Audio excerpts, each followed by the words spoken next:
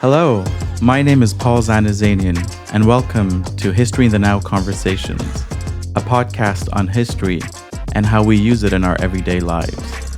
History in the Now Conversations explores how we use history to know who we are, to know how to think and feel, and to know how to engage in our daily routines. History in the Now Conversations examines what history is, what it does, and how we can use it or even should use it in our everyday lives. Today's guest is Eran Plonski. Eran is the National Account Director at iGuzzini Lighting, where he leads strategic partnerships with some of the world's largest retail chains.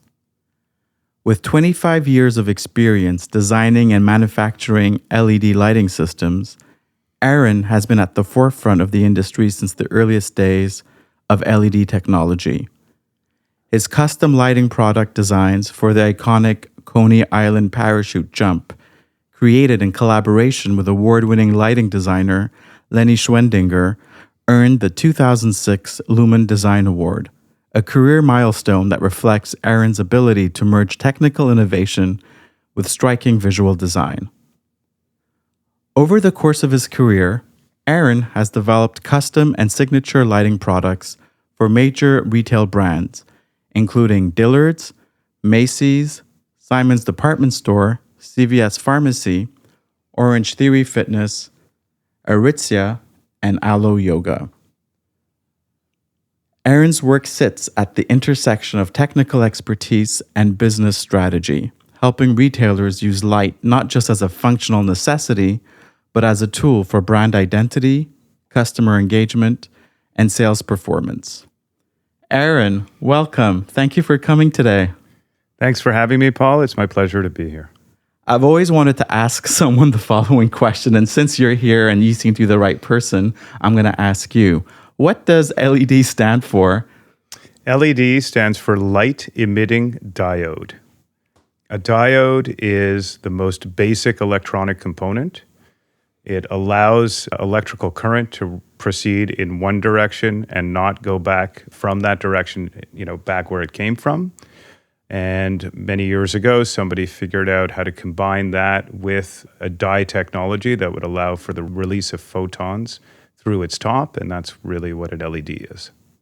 So, in other words, LED is, for people who don't understand the technical jargon, it's what we call solid state lighting. So if you look at a traditional light bulb, inside there's a little filament, right? There's a little wire, and what happens is that heat goes in one side through a wire, heats up that filament. The heat from that filament agitates the particle gases that are inside the light bulb, and this is what releases the photons that we see as light. And at the same time, the heat is then traveling back through the other side. There's another wire. So if you look at the design, there's one wire up, squiggly line of wire, and then another wire down. So LED kind of works in a similar way, but instead of having that wire filament at the center, it has a solid state dye similar to other electronic components. What that really is kind of a bit of a mystery. It's a combination of elements from the periodic table that are combined to make a solid. And because it's so solid, it allows for a much longer life duration and a lot less wattage of usage in terms of power needed to create light out of it. There's famous sayings about Thomas Edison before he invented the light bulb that he created, some say 10,000, some say 1,000 ways to not do it. And his big challenge, what the challenge always was that squiggly bit of wire, the filament. And until he borrowed a technology from a German gentleman named tungsten, he couldn't really figure out how to get the filament to continue to burn. Because think about it, you're turning a light on, you've got this heated element, and the key is for that element to stay hot and stay burning so it continues to agitate the gas in the bulb. If it goes out, if the filament, we've all had to change a light bulb when the light, and very often you hear it, you shake it and makes that little tinkle sound. So that's the filament being broken from the heat. Wow. So that was the big thing for him, was discovering how to make it last. And LEDs are a way to really make that center point last. I had no idea that light bulbs had gas in them. It's kind of like gaslighting before, The original gaslighting. right? Absolutely. Wow, it's so Absolutely. interesting. So that filament, but in the lead, it's not a filament. It's from the periodic table, like you suggested that line, and you called Right. it a dye. Yeah, all electronic components have what's called a die at the center of their packaging. So when if you take an electronic, let's say like an old radio or something, and you bust it open, you'll see like a little green board in there, and there's all these Yes. little black things on it, right? So what you're seeing is actually the packaging of the die. You're not actually seeing the electronic element or the die that is used as an electronic element. And that is what's inside those little black boxes. It's interesting how this stuff's all manufactured too, because you'll have the die maybe made in one location, let's say like San Jose, but the packaging is very often done in the Far East, in Malaysia. Malaysia is big for the packaging. So it's an interesting tech, but the point being is that it's kind of like if you can imagine a big crystal ball about the size of a fist, and then you break that into thousands of little pieces, and that crystal ball is made through a chemical reaction of fusion within a nuclear reactor, of combining certain elements in the periodic table that will determine, let's say in the LED world, what color the light's going to be, whether it's going to be red or blue or green or white. Even the white is really starting off as blue and then is combined with other elements to make it white. So if you can imagine a crystal ball broken into thousands of pieces, and those little shards are what goes in those little black boxes. And then by passing current through those little black boxes or the packaging, you're bringing heat in, you're heating up the die. There's a little hole at the top of it, and it emits light particles, basically. How do you spell the word dye? It's DYE. Okay, like when Like you a want hair to dye, color like a- something. yeah, Oh, absolutely. okay. Wow, really interesting. So, are LED lights controversial? It's an interesting question. In a way, they might have been controversial on certain elements within the industry because they were very disruptive technology. You had a 120-year industry used to functioning in a certain kind of way, where like light fixtures were essentially boxes that we put light bulbs in. And then you created a technology that unified those two elements. So that lighting manufacturers today are responsible for the whole integration of a system rather than just creating a box and then someone else makes the light bulb. So one of the things that happened is that some of the bigger light bulb companies in the world, there used to only be really three: Philips, GE, and Sylvania. One of them's gone, Sylvania. And GE and Philips both have sort of branched out into other kinds of technologies. They both exist and they both make LED bulbs today. But their business at the time was a 95% monopoly, maybe even bigger. But in terms of controversy, it's always been seen as just a beneficial leap in that you lower wattage in terms of you're able to create more light with a smaller package. This gives a lot of design benefit as well because you can create lighting that's much more miniaturized, much less apparent. So like if we look at the lights that are in your office, these are LED lights that are in your office, right? This used to be done really with fluorescence. And what's happened is that somebody's just replaced, because they didn't want to replace the whole ceiling, they created a product that fit into the ceiling. But we create lights that are tiny. So when I'm working with a retailer, I don't want my lights to be seen. I want the product and the environment to be seen. So we are constantly creating product that's miniaturized, creating more power out of smaller packages so that it's less apparent to the customer or to people in the environment where light is coming from. And the environment itself is what becomes more illuminated and more apparent to the user. So there's some design controversy, and at the beginning there were color controversies, like, oh, the light's not as good, the quality's not there, white looked kind of bluish or greenish or overly white. So a lot of that has sort of just disappeared. It's become ubiquitous, basically, LED technology today. You'd be hard-pressed to find lighting that's not LED today, whereas I was there right at the beginning in 2000 when the technology was first emerging. So the controversial elements, really about disrupting a very old industry and how it was functioning. So there aren't any health. It's a good question too. There are people that have claimed, like fluorescents, for example, have the way those bulbs work, there's a constant flicker that you don't see with the naked eye, but your brain perceives. And so a lot of people, when they work in offices that are fluorescent lit, over time they may develop headaches because they're constantly experiencing this flutter. So there was some belief that that was happening with LED technology. There was a view that there was no UV in LEDs, but there really is a little bit of UV. At this point, I really don't think there's anything controversial. So it's not like going to the tanning salon and then you're No. sitting all day under those strong UV rays. No. Okay. Yeah. No. If anything, you can recreate that in a different way. So LEDs also allow you to separate the different nanometric wavelengths. So light is a wavelength, right? So just like sound, light looks, is a wave of going up and down. And each different color within the color spectrum is a different sine wave. So you go from infrared all the way to ultraviolet, and infrared and ultraviolet are imperceptible, right? So the way that, like, you see a lot of grow lights being used in the world today that are using LED technology, one of the ways that LEDs really benefited grow lighting is that you could separate out these different wavelengths. And there have been experiments. I remember many years ago, I was asked to potentially start developing lights like this. And I did some research, and NASA had done this incredible experiment on the space station where they were trying to see, you're in space, you're trying to use as little power as possible to do whatever you have to do. So they were trying to see how they could minimize the power usage in grow lighting to grow food in space. And the experiment was on radishes. So they basically pared it down to just needing 2 nanometric wavelengths, UV and infrared.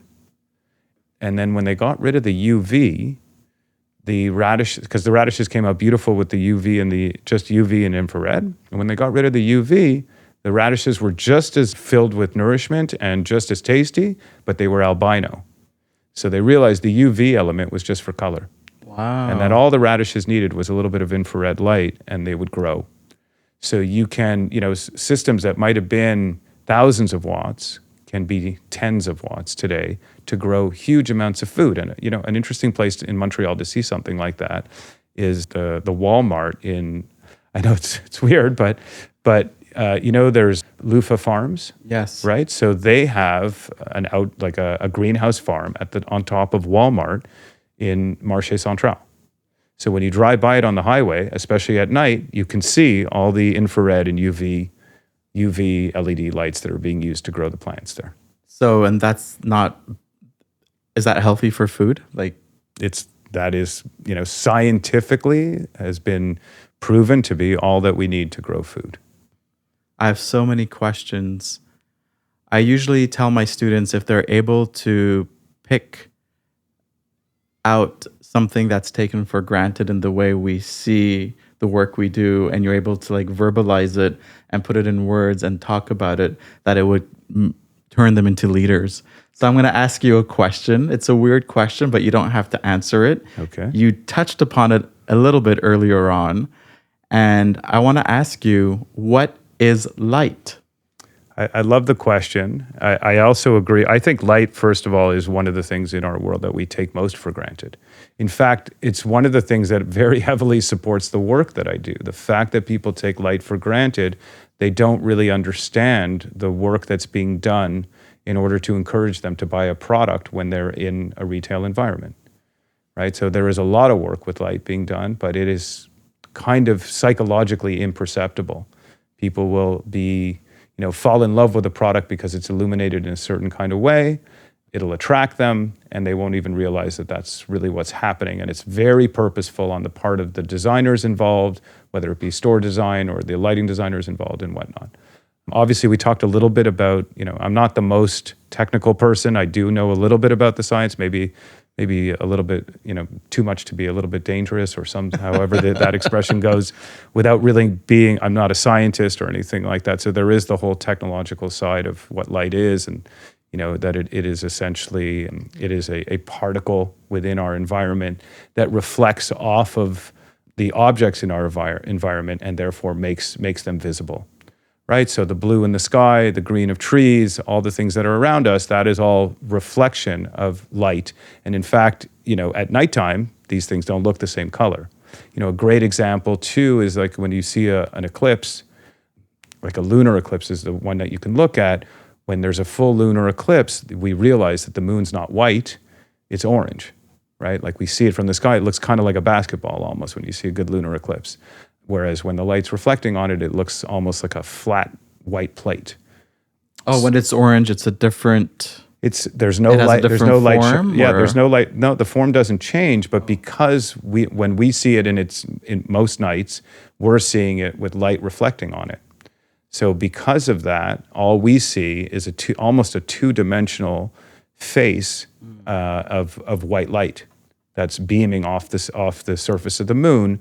Whereas when that white light goes away, the true natural color that we see with our eyes, with a very small amount of light that may be still kind of visible, we perceive it as more on the orangey brown side. And we also, most nights when you look at the moon, it looks two-dimensional. It looks flat. Yes. But when you see it in a lunar eclipse, you can actually detect the spherical element of the moon. It really does look kind of like a basketball. Because that's when the Earth is between the sun and the moon? Yes, exactly. So there is the technical side of light, the particle that creates reflectivity that allows us to see objects and see color because of it. And for sure, the development of the way beings see are because of the interaction with light, because color is really only relevant to a living being, right? Like there's the whole reason to see trees as green and different colors and whatnot, or I'm sure historically for safety reasons, for food, nourishment reasons, so color is such a key element as well. So we need light to see these things. But then there's the place of light that for us that I think is especially as human beings becomes a much deeper element. And light is a spiritual thing. Light is about awakening, is about vision, is about maybe seeing beyond your small little world and seeing, maybe there's something more important in the world. So there's a whole metaphorical side to light as well. And I think that, for myself personally, this was the big draw. I have a background in philosophy. One thing led to another. I ended up in this industry. I wasn't ever planning to work with lighting in my life or work with LED technology or whatnot. It was one coincidence leading to another that led me down this interesting road. But I became, fascinated with it and enamored by it because there's a technical side that, keyed into that part of my brain, but there is a spiritual side to light. And light, I think, and as you put it so well, it's an imperceptible element within our environment that plays so much of a role in what we do and how we live. And I think a lot of people today are more keyed in on light than in the past. I think it's become a bigger focus for people. But I still think it is one of those main things around that's ubiquitous. It's everywhere, right? Light is everywhere, whether it's natural light or manufactured light. And we're not that aware of what it's doing to us. Earlier, you talked about how you create light in a way so that what's in the spotlight is, I'm assuming, the product that the client is trying to sell. And you want to hide the source of the light as much as possible, make it more discreet.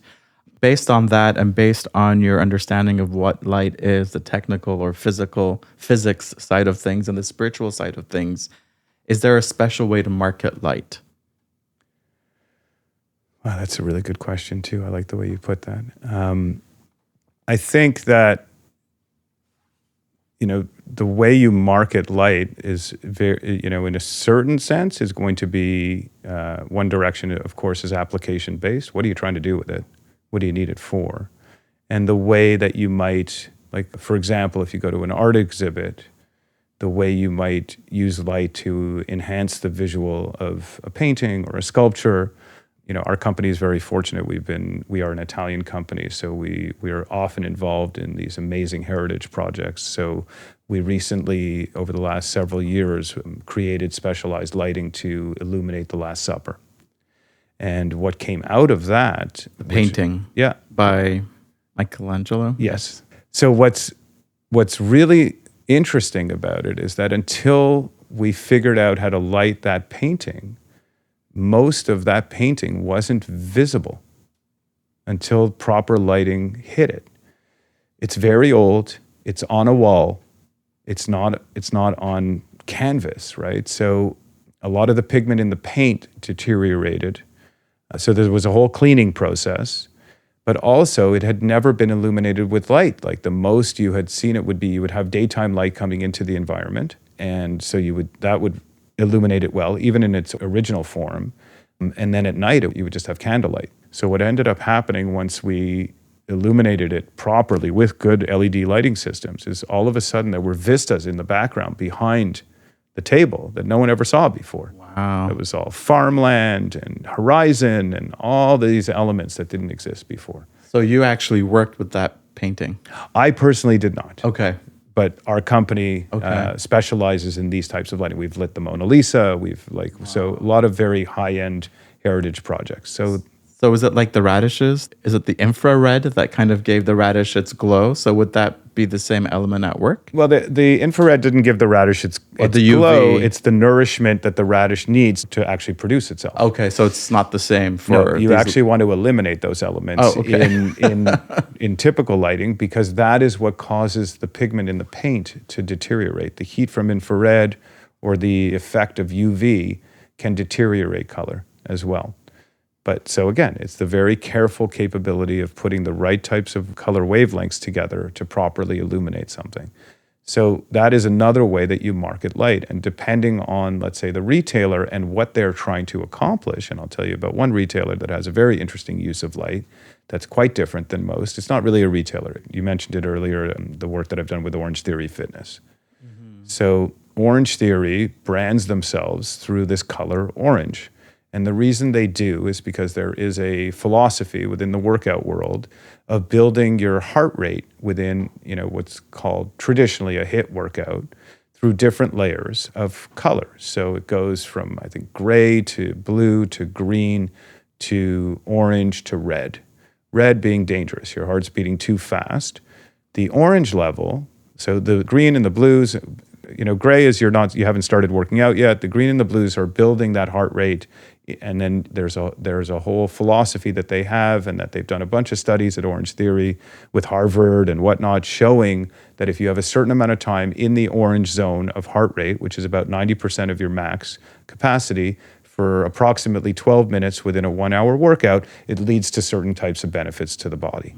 That's the optimal.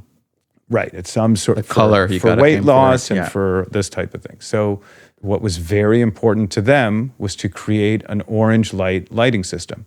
So if you pass by an OrangeTheory Fitness and you look in the studio where people work out, all the lighting is orange. But there is a double benefit. There's a psychological element to it that I don't think that they expected, but that, I have a pretty extensive background in workout and whatnot all my life. I've been training for whatever reason. I have a martial arts background, all these types of things. So if you go to the gym regularly, one of the things that you deal with light is often it's terrible light, and it's overly white, fluorescent, or metal halide, old systems of light, not particularly good. And one of the problems is, there's mirrors everywhere, and it kind of works in reverse of the way it should. You look terrible. Your skin looks pasty. You almost have a too clear a view of yourself. It makes you work harder. Well, it can also make you stop working. Oh. It can make you give up. It can be a psychological burden that you don't really want. So at OrangeTheory, in their studio, the lights are orange. So everyone looks, first of all, super tanned, right? Like your skin tone is sort of muted more and darker. The mirrors are slightly tinted. So the whole combination actually activates your psychology to visualize yourself in a way that can be different than what you actually look. And a big proponent or a big part of the mental work in exercise, especially if you're exercising toward an aesthetic, is to see yourself the way you want to be. But if you're constantly under horrible light that shows you looking terrible or looking not at your best, or especially not the way you want to look, then that becomes a detraction to your ability to use your mind to encourage the workout. Whereas if you have enough light to sort of see yourself, but not so much that you have all the detail. Your mind can start to fill in a lot of that detail itself for how you want to look. And it can become a strength point in making sure you get to the gym more often because you see yourself well in the gym mirror. Wow. Compared to how you might see yourself in another gym. That's so beautiful. It's so clever. But I'm just And was not on purpose.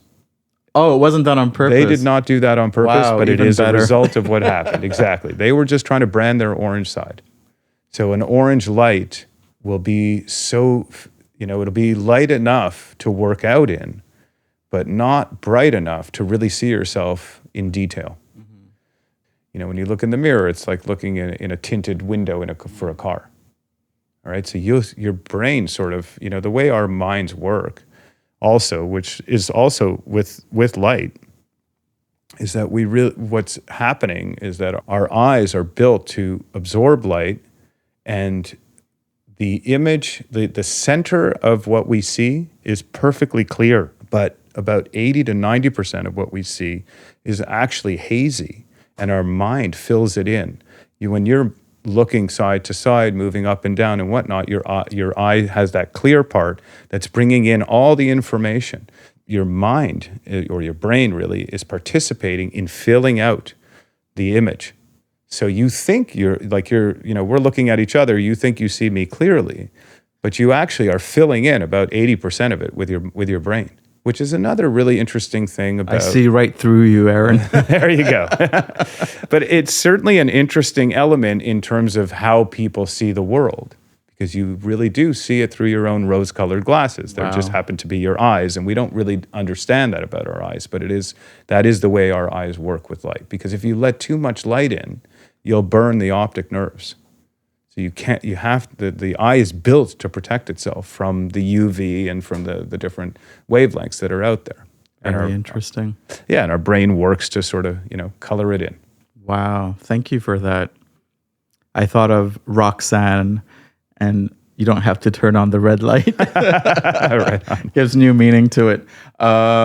You talked about this earlier, but I want to talk a little more about your life trajectory. So you studied philosophy, but let's go way back. Well, no, you said you fell into the lighting industry. Yes. So I want to hear a little bit about your life story and how you ended up getting into the lighting industry. You can start where you want, and then I'll ask questions along the way. How far back do you need me to go? Well, okay, let's start with philosophy. You said you studied philosophy. Yes. And I know that was an important part of your self-identity. Absolutely. So, I was a bit of a troubled teen, I'll say that much, without getting too much into the details of how that happened. At a certain point after high school, I actually decided to travel instead of going to school. I spent a couple of years out in the world, through Europe and the Middle East, back to Europe, and then finally came back and went to school. I was always really searching for some way to sort of reconcile some anger issues and whatnot. I had some trauma growing up. I was trying to reconcile all that. And so even philosophy was a bit of a fluke, because I was really directing myself toward, I was going to be a lawyer. This was my thing, and I was doing political science and whatnot, and ended up having to take one philosophy class as an elective, and I just fell in love. It was, and not so much about the concepts in philosophy. Those are really key. It was about language. It's just the beauty of the way philosophers, really frustrate themselves almost to the nth degree to try to express in linguistic terms the subterranean meanings of things that we really can't describe. And the long-standing dialogue that philosophers have been having for thousands of years as they add to this understanding through language. And this is what I fell in love with. In a way, I fell in love with the poetry of philosophy. What course was it? Oh, at the time, it was like literally an intro to philosophy course. But the prof, I can't remember his name today, but he was great. It was in CEGEP, and I really wasn't expecting it. CEGEP is college for our listeners outside Quebec. A pre-university kind of program. That's it. So, his name was Bill Sullivan. Oh. Sometimes you come upon a certain teacher that has a way of expressing themselves, and in a way, he woke me up. He illuminated my mind to, I had such a shallow vision of what I was using education for at the time. I was young, right? I was 19 years old or whatnot. What college did you go to? I was at Dawson. Oh, Dawson. Okay. That's it. And he just woke me up in a way that made me fall in love with something and become very passionate about it. And I realized that I could be really passionate about what I was studying. It didn't have to be, toward what work I was looking for eventually. And so I ended up at Concordia after that. And all throughout my studies, throughout my travels, when I was traveling through Europe and the Middle East, I always worked in restaurants. During my youngest days, I was, I don't want to say bad words. I was slinging crap and cleaning toilets and, lifting kegs, and eventually worked my way. We're a busboy. Yeah, Okay. busboy, dishwasher, whatever. Clean the garbage. That's the way to go, from the bottom up. That's it. And eventually worked my way up to, getting out on the floor as a waiter, and that's another thing that I really fell in love with was waitering. There was something about the constant interaction with people. Because like I said, I had some traumatic times, and I think I really was at a time in life where I really needed personally to have my faith in people reinvigorated. And I kind of, through waitering, I really sort of fell in love with people, which has been sort of what has been my main guide business-wise ever since. I'm fascinated by people. I really love people. More than light, I really love people. People don't annoy you. No, they don't. There's no, I really, even people that try to annoy me, I might act annoyed sometimes, but I appreciate where people are coming from. I used to say all the time, and I still tell people this, that if you can get a job as a waiter for at least a period of your life, you'll learn something very special. Like if you can get good at being a waiter, what it really means is that you've figured out how to connect with people. And I tell people all the time, there's 3 people in essence who feed you in your life: a parent, a spouse, and a waiter. And a waiter's got about 1 minute to earn your trust. So if you can earn people's trust in that 1 minute and figure out how to connect with people in a short period of time, it's a skill you'll be able to use for the whole of your life to just facilitate how you interact with people for whatever purpose. And it'll also open you up to really liking people, as opposed to taking a defensive stance with people. And that's, I think, the thing I learned, the most important life lesson I've learned in my professional life was how to really connect with people while being a waiter. And I do that still in every aspect of my business life, and have ever since really focused on connecting with people. And that's why I think I've been very fortunate to work in the area of lighting that is very non-generic, where I get to develop very specialized product for very special kinds of customers. It started off as really all custom stuff because the technology was so new. Nobody really understood it that well. I was very fortunate in how I got introduced to it. And I know I'm getting off track. I'm supposed to go to my No, but I'm past, just curious. It must have been really hard for you to sell light if it was a new technology. Well, I was selling a new technology for sure, but light has always been sold. So, what ended up, I'll backtrack a little bit. So I worked as a waiter for years, all throughout my degrees. I eventually sort of realized I didn't want to become an academic because I was, in terms of philosophy, I really didn't have an intent to develop a philosophy.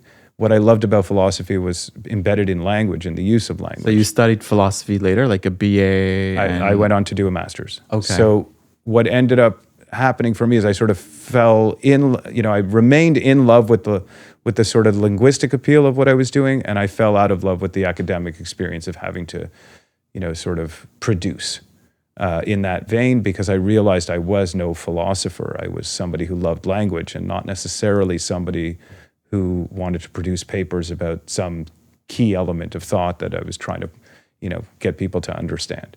And I found my passion was dying on that level. At the time, like I said, I was working in restaurants, and I had this odd opportunity brought to me I was managing a restaurant. It was a very successful restaurant, and the people who owned it had offered me a piece of it. They were basically offered me a piece to run the restaurant while they went and retired. So cool. It was Yeah, I thought it was A cool. lot of work, maybe. Yeah, totally. But then at the same time, one of the customers in the restaurant was somebody who I'd been serving through 2 restaurants. He literally followed me from one to the other. We just became very friendly, and it turned out that he was a headhunter for a semiconductor distributor, a very large semiconductor distributor in Montreal. And so he was trying to get me to take an interview. He knew he was like, I don't think restaurant world is really what you've been oriented towards your whole life, and it wasn't. I'd never thought I would work in the restaurant industry. I really thought that I would take an educational route towards something. And he tried to convince me to take an interview with this company, and I did. And I decided to take that job instead of working in the restaurant industry because I was living with somebody at the time, and I never saw her. She was doing a master's in fine arts, and I was working all night, and we just never I realized, like, okay, if I work in the restaurant industry, this is what it's going to be. I'll never really be able to see the people I care about. My social world as well as my professional world will be a nighttime gig, and I don't know if that's really for me. So I took the job at the electronics distribution company, and I took a huge pay cut at the time to do it. And I mentioned briefly that I have a bit of a martial arts background. At the time, I was really at the peak of that part of my life too. I was doing a lot of tournament fighting and tournament prep. And the place that I worked was ahead of most businesses in Montreal in that it had an amazing gym and an incredible restaurant that was fully subsidized. You could get like a $5 meal, like a meal that would cost $5 that would, equivalent to like a $40 meal in a restaurant. Wow. So I started living there. I would show up at like 7 a.m. I would train in the morning. I'd work all day, have my meals there, train at lunch, train in the evening, or go to the dojo in the evening. And eventually... What's the dojo? Sorry. The dojo is an environment where you train in martial arts. Oh, it's like yes. a gym for martial arts. Yeah, it's like that centerpiece of a room or something, like a temple. It's the actual room. It's the actual studio itself where you're doing the training. What martial arts were you practicing? At that time, it was Kyokushin Kai, which is a full contact style of karate, no padding, and it's kind of a direct feeder to K1 kickboxing. It is a traditional art, a really strong art. In Japan, it's probably like Shotokan is the most popular form of karate, but it's very decentralized and splintered. Kyokushin is more popular in a way because it's centralized, and its tournaments are huge in Japan. We all know who George St. Pierre is. So his father is a black belt in this style of karate, and the beginning of his martial arts path is in Kyokushin as well. It's really fun to watch because there's a lot of kicking and punching, but you're not allowed to punch to the face. You can kick to the face, but you can't punch to the face. So strategically, fighters are very close to each other, and so there's a lot of action happening in a Kyokushin tournament. If you like that kind of thing, it's worth like watching. A movie, Fight Club or something. Very much so. Can I ask, are you a black belt? I'm a brown belt. Okay. Now, the way that the belts work in Kyokushin is at each level, you fight a certain amount of fighters who are fresh fighters. So to get your brown belt, for example, you have to fight 10 fighters in a row that are all at a higher level than you. During one fight? One session. In the dojo, let's say. Correct. And they every 90 seconds, they switch out the fighter for a fresh fighter who's likely a black belt. So it is like a movie then. It is very much so. And then to get your black belt, it's 15 Holy mackerel. fights. So it's quite an intense thing to grow in that style of fighting. But you have any scars from back then? I'm pretty lucky. I didn't end up with anything that was lasting. I had one shot to the chin at one point that knocked me out. Not from the hand, from a foot. No, from a shin. Oh, from a shin. A shin to the chin. I was kind of already slipping in a way. I'd slipped on some sweat on the floor. I was kind of leaning forward and I got hit. Bad lighting, maybe. Maybe.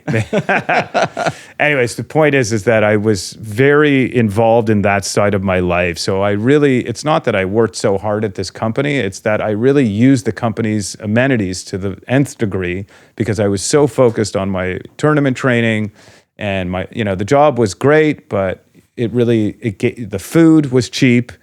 And healthy. I had no money. Exactly. Yeah. The food was cheap and healthy, and the gym time was great.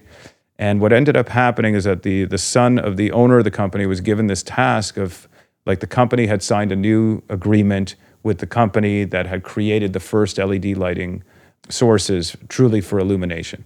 Because LEDs always before were for indicator. You would see them like, on your stereo. It would tell you that things were on or off or whatnot. And there was this shift in 1999, 2000 was toward the first technologies toward actually being used for overhead lighting. And so the son of the owner of this company started looking for people to manage a new division within the company that would grow that side of the business.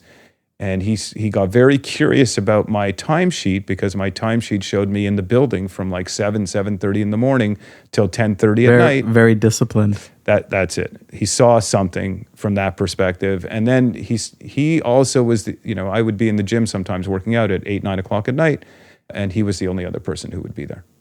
So he started looking into the work that I did and spoke to my managers at the time, and he handpicked me to work. There was another gentleman in the company as well, so the two of us were given the task of creating this new lighting division.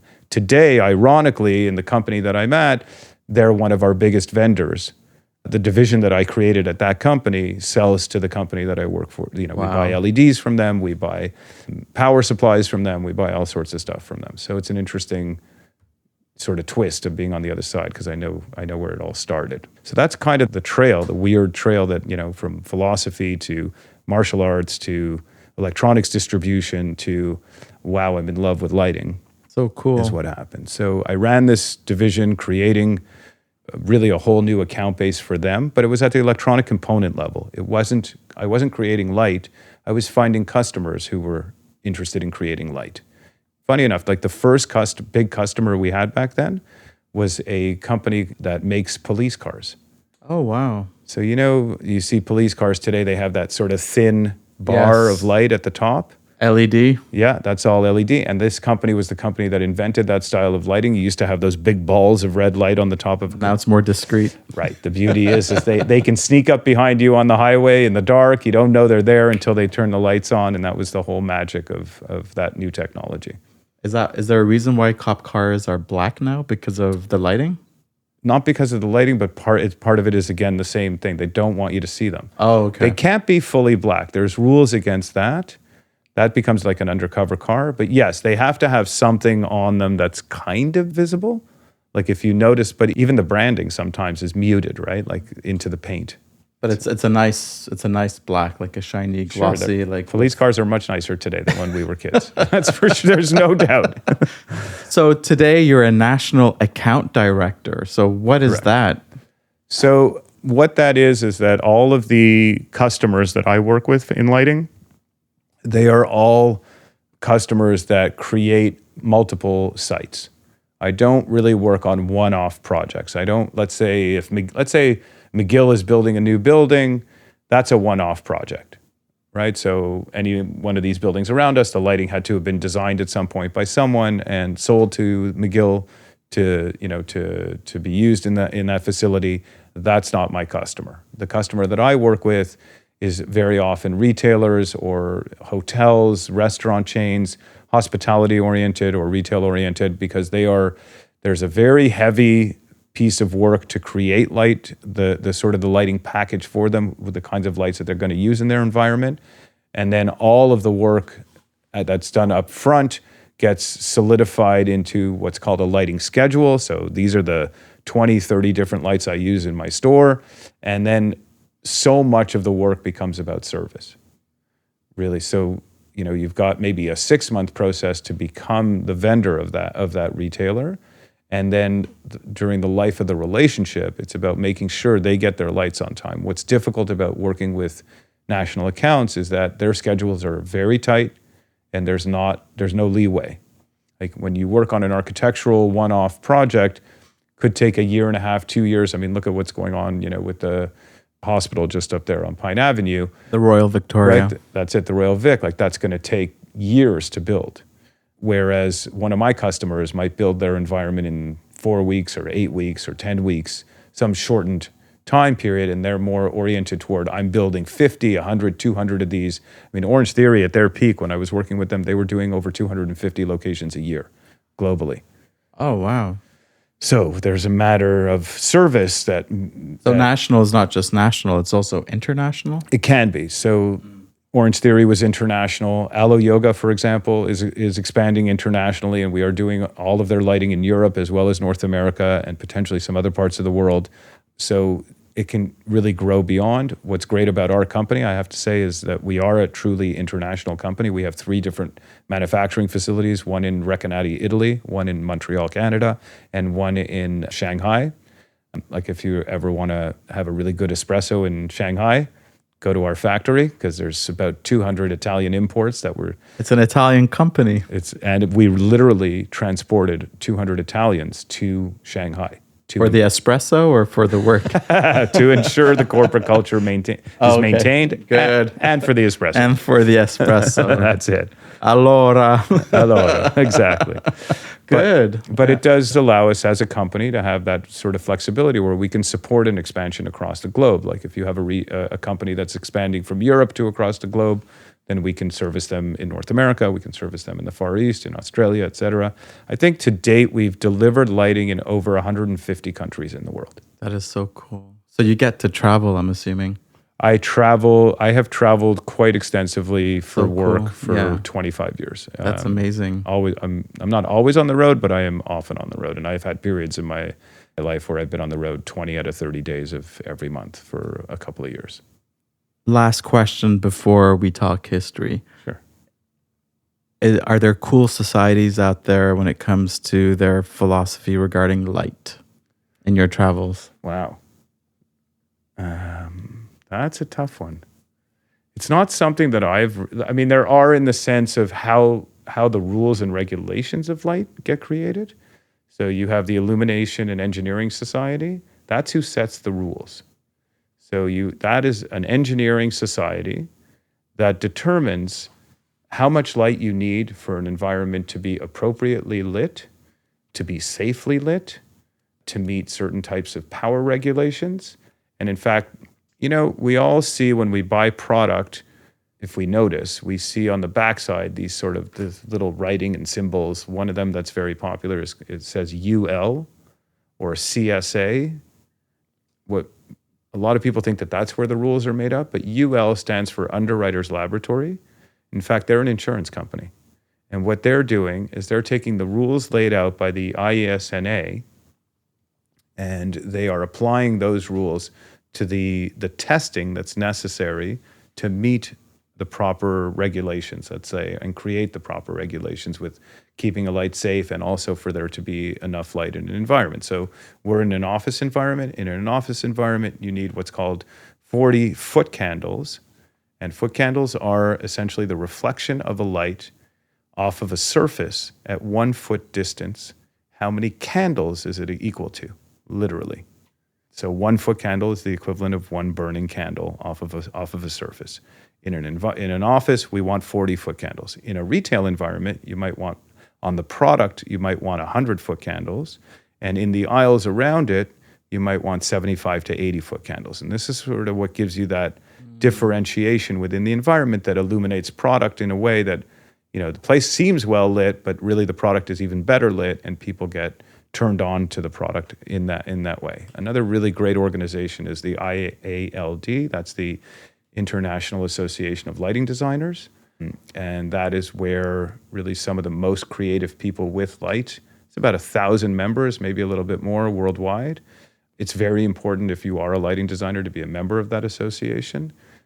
You really can't get recognition within the lighting design world without being a part of that organization, but it's really where the most creative people are found in terms of working with light and illuminating all different types of beautiful environments. Let's talk history. What's the first idea or image that comes to mind when you think of history? And why do you think that image comes to mind? For me, history is about the human need to tell stories. First of all, it's embedded in the word. You're going to have to excuse my philosophy background and love of language, but I do happen to know that the word history comes from the sort of the combination, I think, of the ancient Greek histoire, which is wise person or wise man, and histoire, which is the French word for story. So it's kind of the idea of the wise story. And I think that we have this incredible history. Humanity has an incredible history of oral traditions. So I think history in its most raw and innate form is the storytelling that unites us as communities. And this is kind of, if anything, this is where history is an integral part of my work, in that I don't necessarily focus on selling lights. I really focus on creating a story.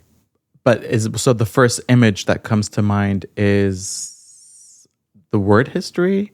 Is it like when I say history, what's the first image that comes to mind? Philosophy or? Well, what comes to mind is images of the past, right? So art, sculptures, historic events, like you mention it like that, and I see a film reel. Okay. Of all the stuff that's existed before us that's in my head, and just sort of... Like a black and white movie. Yeah, like a Rolodex of like a old black and white film, just just giving me images of things that have happened before. And why do you think that comes to mind? I think part of it is that's the way the human brain works, in a way, that to connect with something, you form a visual more than anything.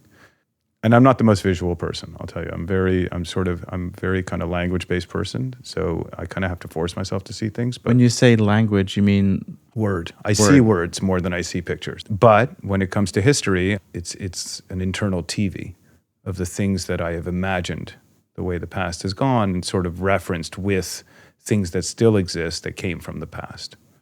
So I see a lot of that. But I think that we have a natural need to exercise our imagination to connect ourselves with things that have happened in the past. So that's what I see when I see history. I see myself maybe within certain events that are connected to certain images that I've seen. On the TV screen, in a way. In a way. Or in my own imagination through, reading. Let's say, for example, like if I read an old book, I did read The Odyssey this year. I know that it's, this big popular movie that's out. But a friend of mine was reading it at the beginning of the year, before we knew that the movie was coming out. And I was like, I'd never read that book. And I do a lot of reading. There's always one fictional element involved in my life. And that book, to me, is a great example of how the oral and the written meet. Because that is an orally offered story by many different orators over time that eventually gets written down. And I think that, for me, that's where, the real sort of raw human connection to history happens that way. It's an oral need that we have to communicate what's happened in the past so that we understand the things around us and the things that are important to us through that oral tradition. And it is a storytelling tradition. So it's a metaphoric. That happens to be mythology. The Bible has its own kind of metaphors and mythologies, and I think most cultures in the world have that kind of origin to their history. I'm going to ask you more about that in a moment. Sure. What is your earliest memory of your connection to history? So we talked about the first image that comes to mind, and the first image was the TV or that reel of like footage. Yeah. Flipping or vibrating really fast. Now that you're asking that, like I have a moment in my young life, not that young, I guess I was in grade 7 or grade 8. I think maybe grade 8. It was one of the crowning glories of my high school education. So, I was always pretty good at school, never the best, and never really mediocre. I always really, pushed myself, and whatever. I just liked school. It was a good vehicle for me. But in grade 8, I had an ancient history course. Grade 8? Wow, yeah. That's so cool. Well, and we had, we had a history fair, and everyone had to create some sort of project for the fair.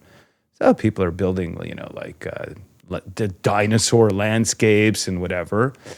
And, I was paired up with 2 other friends, and all of us were same thing, considered smart, but not the smartest. And we came up with this idea. So, like a timeline. And we literally built a 3-dimensional timeline out of all the events that we were learning in history that year. So it was a 4-sided rectangle, essentially. So some sort of quadrilateral, and each side had, approximately 500 to 600 years of history. It just took so long to write it out. It was the simplest thing. It was, 4 pieces of bristle board put together that we had spent weeks literally writing the events and the timing and the years and whatnot.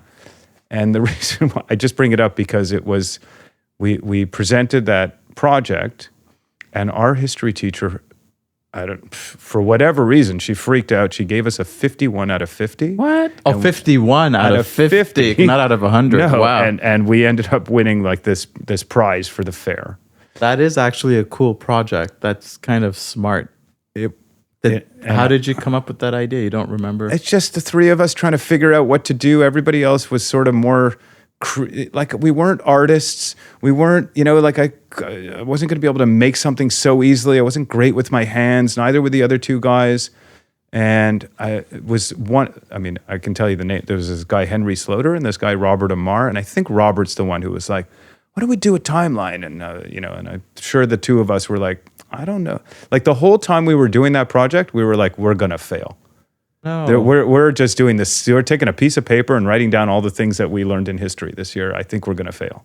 And our teacher, she flipped out. She thought it was... was it a living kind of timeline? Like were there pictures or just... Nope. It was a line with, every event had a dash, and we had to write, and we wrote a little tidbit of what the event was with the year, and that's it. And like a ruler. Yeah, essentially that's what it looked like. Okay, now I'm wondering. Okay, 51 out of 50. Like I said, it was a moment, man. How old were you? I guess that's cool then. I was 14, and I just think that it just surprised the teacher so much.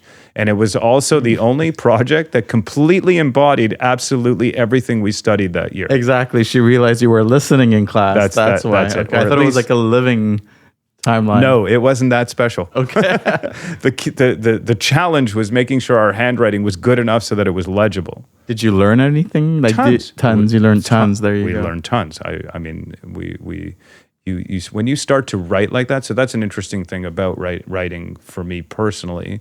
And I think for a lot of people, when you write things down, you commit to memory fast, like in a deeper way than when you just try to read and remember. But you were kind of synthesizing information and putting it in your own words. So yeah, essentially you weren't like copy pasting. No, we had to it was an annotation basically. We're like, okay, this is an event, and we had to come up with one line that sort of captured that event for that year, for whatever the date was that we were trying to get in there. But the point is that it was more about your question. Like it really was a foundational thing for me, where I realized that okay, I could actually come up with something great if I just worked at it. And it happened to be in a history class that it happened. It was the first time in my life that I really received such an accolade for doing something like, in school. So with the timeline, was there an event or 2 that stuck out the most for you, that you remember the most, or that was really fascinating for you when you created that timeline?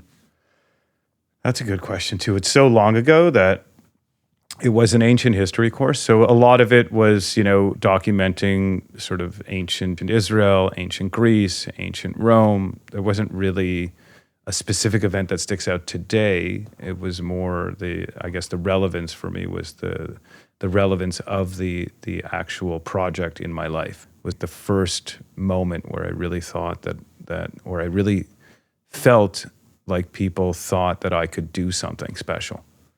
And eyes were upon me in a way that it had never been in my life before. It was almost like we pulled off a magic trick in a way, and people were unsure of how the hell we did it.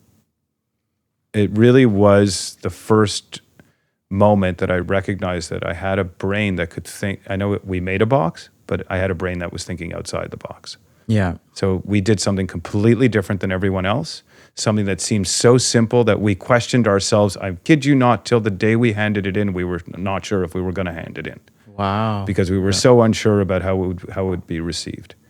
And in a weird way, that's still what I do. That's still the way that, like, I sell light today, or really sort of form relationships with people who use light in a way that's, I still think, very different. Because I have been able to be fortunate enough to develop, specialized lighting systems for specific customers, and most people, they have a catalog of product and they sell that catalog of product. I don't. I sell the company on building new types of lights for the kind of customer that I have. And that is a very different process. And I think that a lot of that, it's always come out of this ability to problem solve that I have. And maybe in that moment, that history class, was the birth of understanding that I had a way of solving problems that was different than other people, that could potentially achieve something greater than what was expected. So that project was part of your own history, your own life history. 100%. Big part of my story, in a way. Very cool. Can you describe a moment in time, like an episode that happened in your life, in your professional or everyday life, where you had to justify the importance of using history for attaining a goal or making some kind of change? And what was your justification? Wow, that's an amazing question. Whew. I got to think about that. Did you ever use history to prove a point? I do that constantly. That's for sure. I am certainly somebody who knows the history of, I believe, of our country, our city, my own heritage. My parents happen to be Israeli. I think that, it's a great question, because I have revisited the history of Israel. And, many people want to, call the area Palestine, call the area, there's all the fighting that's going on, ideologically as well as literally and militarily. I've always grown up with a certain understanding of the history of Israel. Both my parents were born there. They both were in the military. They both, especially my father, fought in a war. My mother was very enamored with her military experience, to be honest. And so I was brought up to see the history of the country in a certain kind of way. Today, because of the events of the last several years, and not just the last several years, I think I've really been involved in trying to understand the history of that land since I'm a teenager. I lived there for a couple of years. I used to, during my university days, I led guided tours in Israel of Jewish youth from Canada. I was always involved in trying to help them understand the history of the land. And I think that with everything that's gone on, I'm in a constant mode of revisiting the history of that area and trying to understand best how to make sense of the challenges that are going on between the peoples that are laying claim to that very small piece of land. So, what's come out of it for me the most, without getting into too much detail, is that history is something we rewrite every time we want to look at it. Every time you look back and try to understand, you rewrite the events of what's happened. You re-understand, so you're really reapproaching. It's a revisiting. History is I just don't think history is a fixed thing. So can we use history to prove a point if we're always rewriting it? I think you can only use history to prove, in a way, to prove the point that it's a one-sided affair.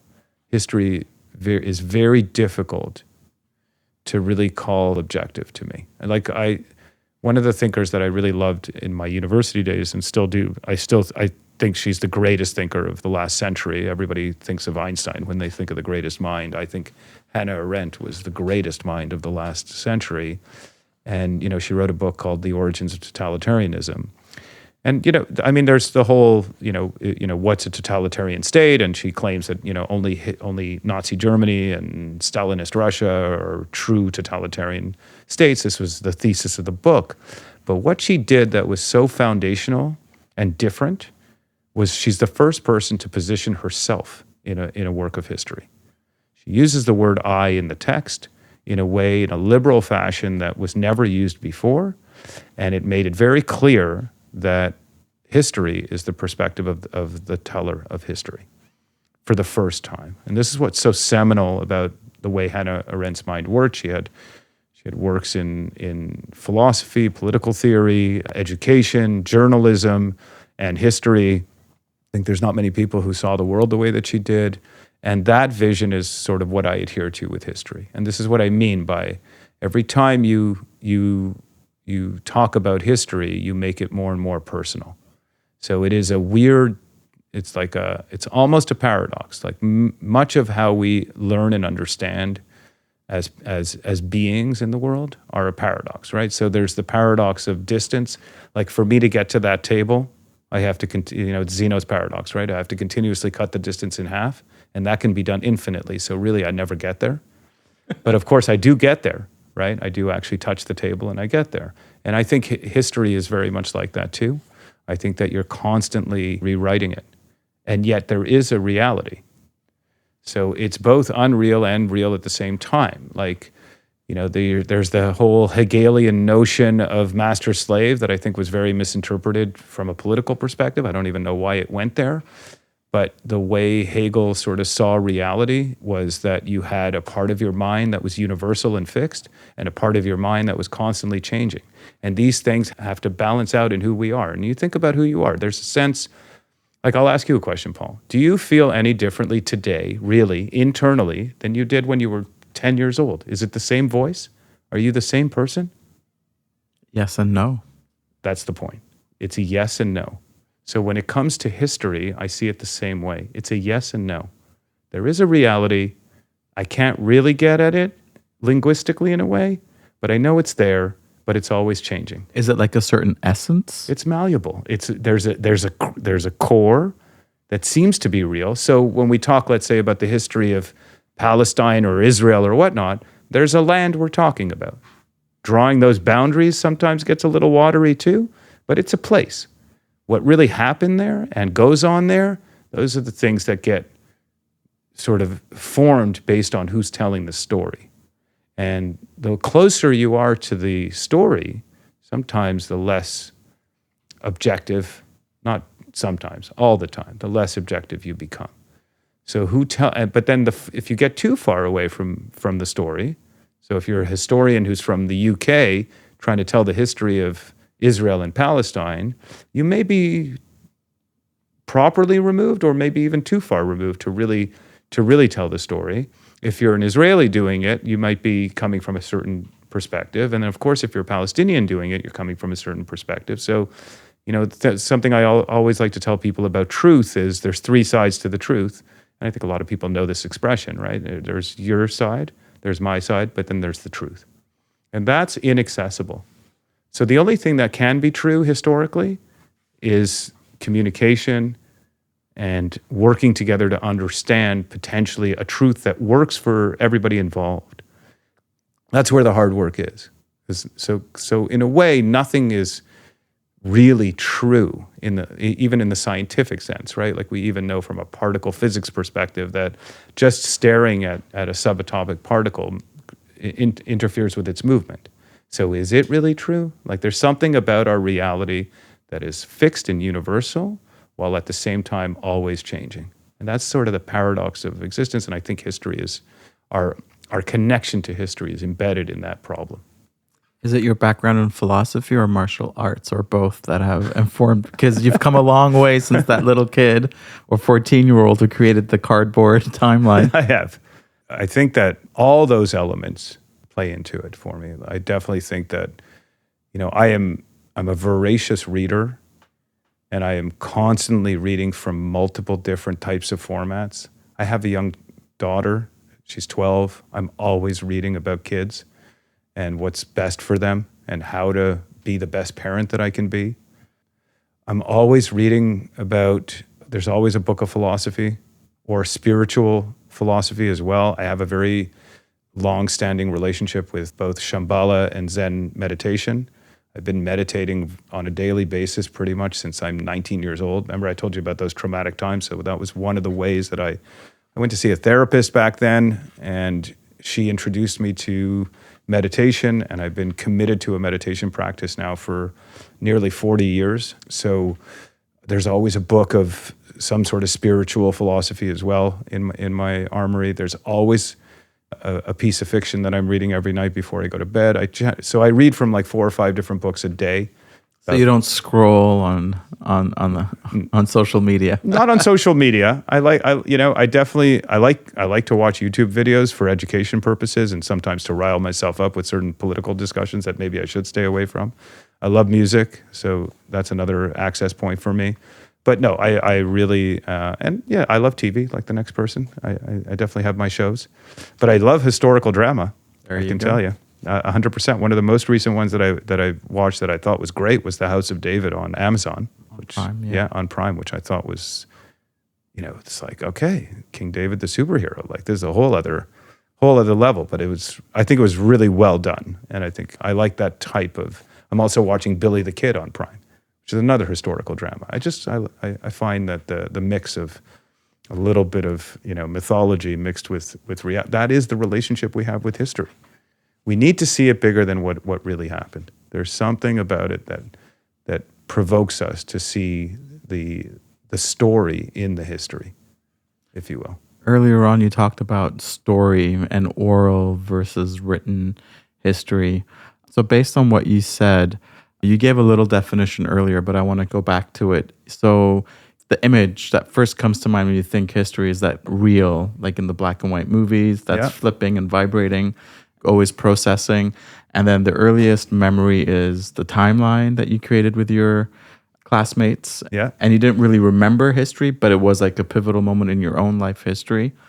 And you realized that, people actually are interested and they can pay attention to who I am. So like an act of presence in a way. And then you talked about, in terms of justifying history, you can't really use history because it's always being rewritten. And then you brought in the Hannah Arendt. Yes. And the yes and no question that you asked me. Yep. And that is, there is some kind of truth, but we can never really get there. And you talked about the 3 truths, right? My perspective, your perspective, and then the actual truth. That's right. So bring all that together, Eran, and tell me, what is history? What do you think history is? Can you give me a definition based on what you've said so far? I think that history is one of the key vessels for how we connect as people. And if you're open to what I was saying about this sort of the universal context blended with the ever-changing context, and realize that you can't fix history in the sense of making it a static thing, that this is what happened, versus a thing that is always evolving as you evolve and as your relationships evolve. For me, that's the best thing about history, is that it's filled with all the great things that humanity has done, all the terrible things that humanity has done, and all the ways that we can sort of come together to understand each other from our past and understanding our past and finding a way to reshape it so that it helps us to know each other better. That's to me is the greatest benefit of history. When you start to use history as an axe or as a blade to cut people out or to make people feel like they're in the wrong, I think that's where history gets very dangerous. And I think that depending on what generation you're in, there's a different blade for each 25 to 50 years or so of time, at least in our society today, where things are getting axed, things are getting cut. And I don't think that's the healthiest use of history. I think you need to really respect that everybody has their connection to history, and the best usage is to use it in a way to come together as opposed to dividing ourselves. I wanted to ask you about that. I guess I'll ask it now. So I kind of understand your answer, but if you want to articulate it differently, please feel free. So is history a good thing or a bad thing? Oh, well, it's one of those foundational elements of being human that goes either way. It's really about whether the humans, who are speaking about history or speaking in terms of history, they're the ones who are good or bad. History is not a good or bad thing. It's the usage the human usage of history that can be good or bad. And is history something that's conjugated at an individual level or a collective level? Or what's the relationship between?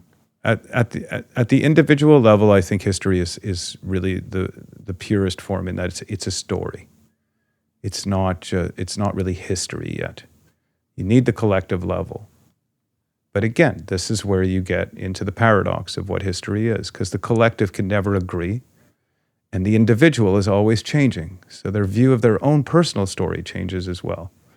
So, the way I see myself is, in terms of my personal story, it's like there's key moments that happen in my life that are the generators of how I tell my story.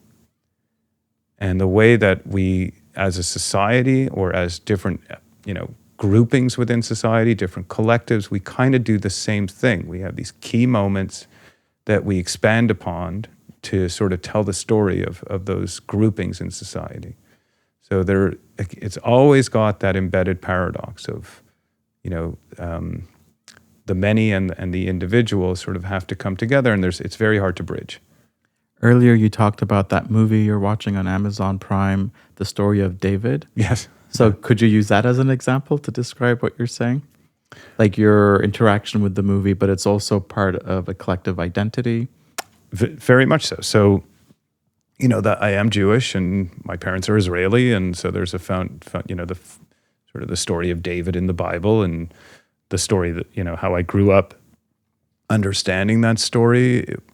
As a young person, David was sort of really the greatest hero in biblical Judaism, and then as I got a little older and learned more about David, I understood that David was also kind of, cheating on his wife. Do you know the connection between Haile Selassie and King David?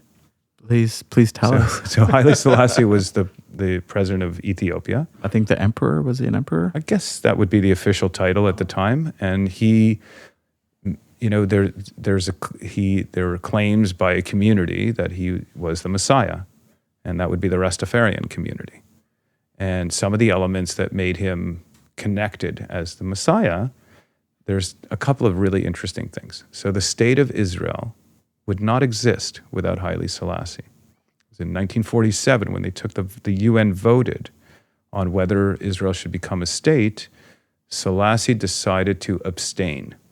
Now that seems, okay, well, what's the use of that? Like, how does that play into anything? Well, his courage to abstain amidst all the pressure from countries that were against Israel becoming a state, and there was a lot.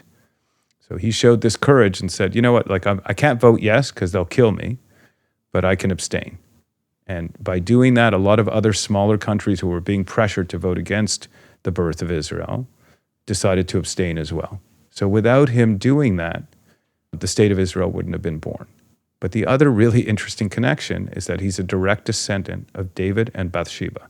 And Bathsheba was the queen of Ethiopia in ancient times. This is what's said, or like? Oh no, it's the truth. He's a literal descendant, and it is said that the Messiah will be a descendant of David and Bathsheba.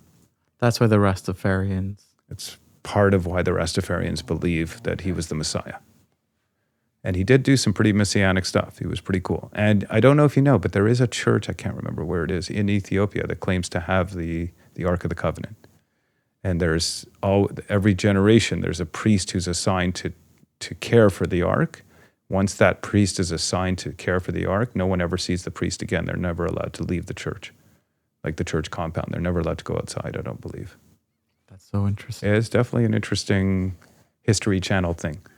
So this example, the story you just shared with us, what does that say about history?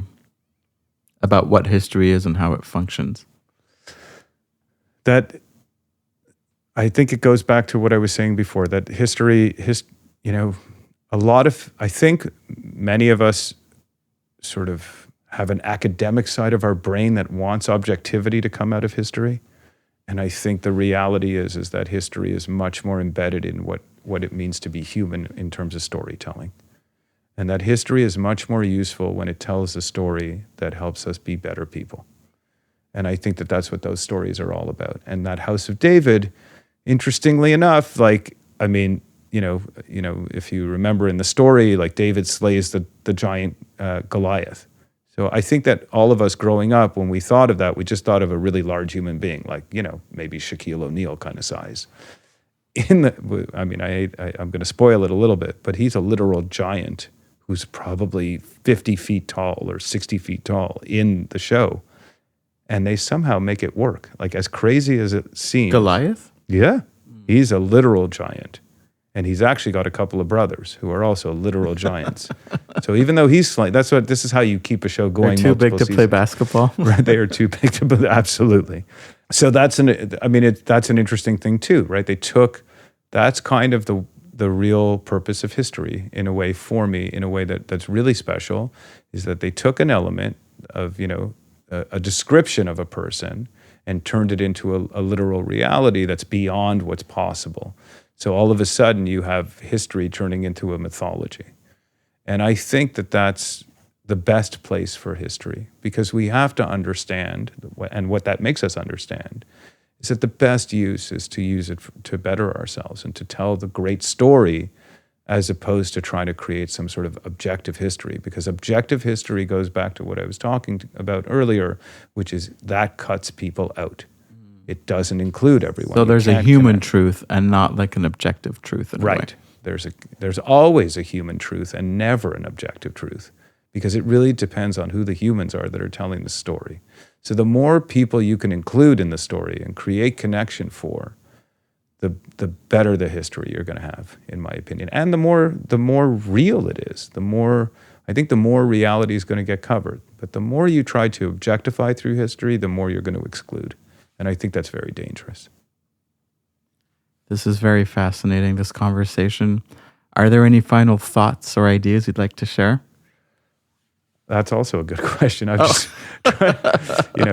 We've talked about light and we've talked about history, and it's been really a joy to be here, I have to say. I think if anyone gets the opportunity to talk to you, Paul, they're going to feel enriched by it. You really have a nice way about what you're doing. So I want to share that and encourage people to talk with you, because you've really sort of brought out some things that are internal to me that I don't get to express very often, and it's really a nice thing to be able to do.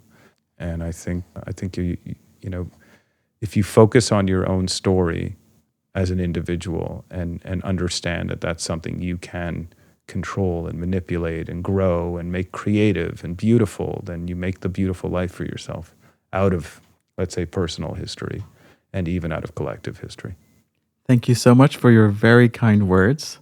They mean a lot, so I appreciate your kind words. Thank you so much. Thank you, Eran Plonski. Thank you so much. My pleasure. Thank you, Paul.